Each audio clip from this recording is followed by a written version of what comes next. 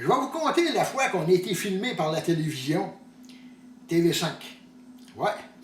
Il y a quelques années, j'avais écrit un livre, moi, Légende, menterie et vérité sur la chasse à l'orignal. Oh, il y a bien plus de vérité que de mensonges, mais même s'il y a quelques légendes, là, vous allez me pardonner ça. Fait qu'à un moment donné, à la télévision, ils ont su ça, eux autres. Fait qu'ils m'ont appelé, ils ont dit « Coudon, on aimerait ça faire un film sur la chasse à l'orignal, on peut-tu y aller avec toi? » Ben oui. Alors, on s'est donné rendez-vous à mon camp de chasse le samedi de l'ouverture de cette année-là. Fait que le matin, ils devaient être là, eux autres, à bord du jour. Mais tu sais, c'est des gars de ville, hein? Ils n'ont pas été capables d'arriver à temps. Fait que nous autres, on y a été faire un tour, voir ce que ça avait l'air. On a vu un boc et une femelle, mais mon chum, il dit, le tires-tu? Il dit, non, tire-les pas. Et si tu le tires, les gars vont arriver, puis ils vont manquer, ils veulent le faire revenir quand les gars de la télévision vont être là. Ah, c'est bien correct. Ça reste de même, puis on a repassé l'avant-midi à prendre un petit peu de potion magique au camp.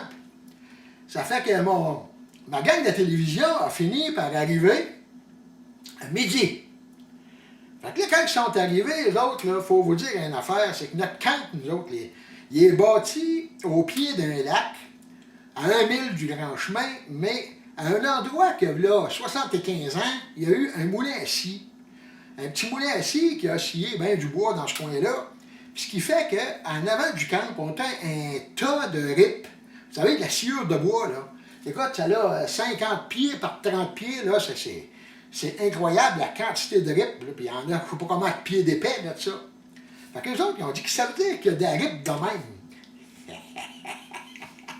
Je vais sauter sur l'occasion, hein. Il dit, gars, s'il y a de la ripe de même, là, c'est à cause des castors.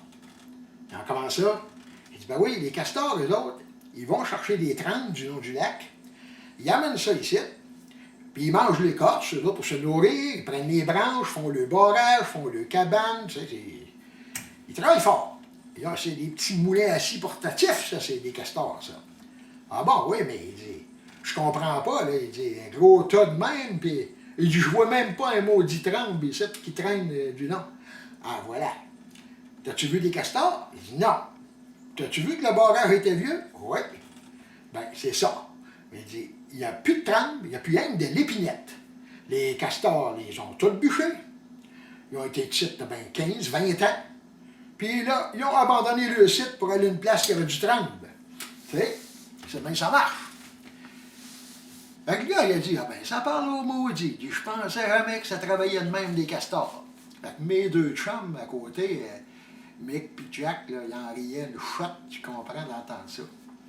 Là, à un moment donné, le producteur m'a demandé, il dit, comment ça marche, les orignaux, peux-tu m'en expliquer un peu? Il dit, ben oui, tu as les bocs avec des panaches, tu as les femelles, puis tu as les veaux. Le boc, à cet instant de l'année, il répond aux femelles qui sont prêtes. Tu comprends? Puis pour les séduire, ben, chaque année, au printemps, le panache pousse, puis quand il arrive à l'automne, comme ça, il atteint une maturité. Fait que si l'orignal est jeune, il va avoir un petit panache. Après la chasse, rendu aux fêtes, à peu près, les panaches tombent. Au printemps, ça recommence à pousser, puis il pousse un peu plus gros chaque année. Ça finit par faire, plus il y a un gros panache, plus le mâle est en santé, plus la femelle le veut. Fait que c'est le même que ça se passe. Fait que là, le producteur, il me regarde et dit, « Tu veux me faire croire que les panaches, ça tombe à chaque année, puis qu'il en repousse un nouveau? » Il dit, « Bien sûr, c'est le même que ça se passe. » Il dit, « Écoute-moi bien, toi, là. » Il dit, « Mon petit chasseur, il dit ça à moi, là. » Il dit, « Ben d'accord avec toi pour les castors, là. Mais il dit, tu me feras pas craindre que les panaches, ça tombe à chaque année, ça. Hey, pas niaiseux, moi. » Ah, et puis on les a laissés repartir avec ça. Pas des maudites farces, hein. Ils m'ont jamais rappelé non plus. Ils devaient me rappeler, là, puis je sais pas de job, je pense qu'ils s'en ont aperçu en regardant sur M. Google, là. Puis ils se sont aperçus que j'avais raison, puis qu'ils s'étaient fait avoir d'aplomb.